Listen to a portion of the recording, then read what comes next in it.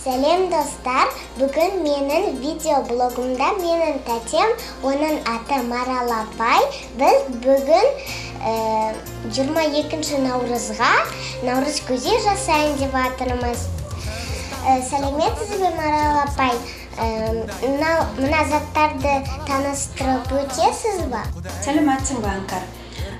Бізде наурыз келген кезде ұзын сары деп сақтап қоятын, қыстың соғымынан алып қалатын етіміз бар, ұзын сары деп айтады оны.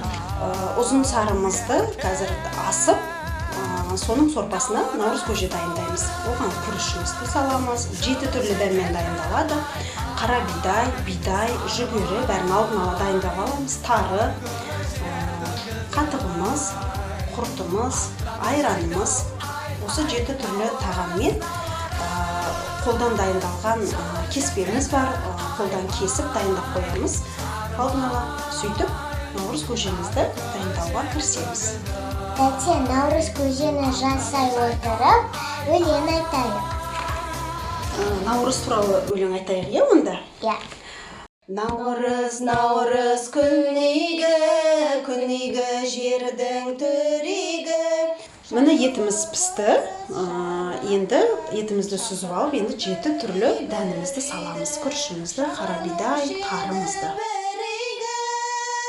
Наурыз айы туғанда, той болушы еді бұл маңда, сақталушы еді сыбаға, сапарға кеткен ұлдарға, наурыз айы туғанда. Рахмет сізге.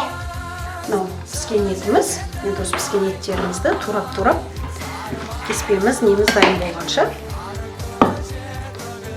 турай береміз, қосу үшін.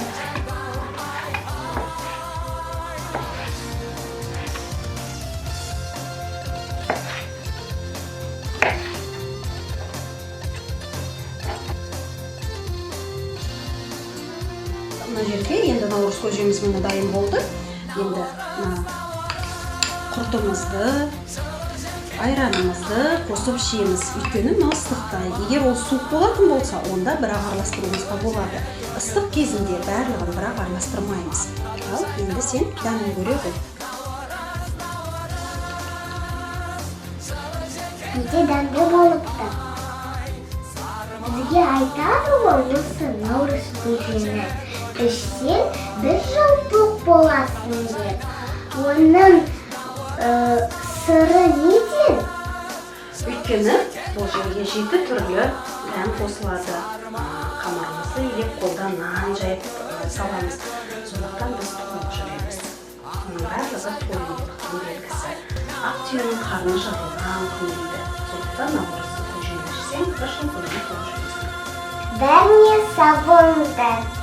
Сау болыңыздар, астарыңыз дәмді болсын.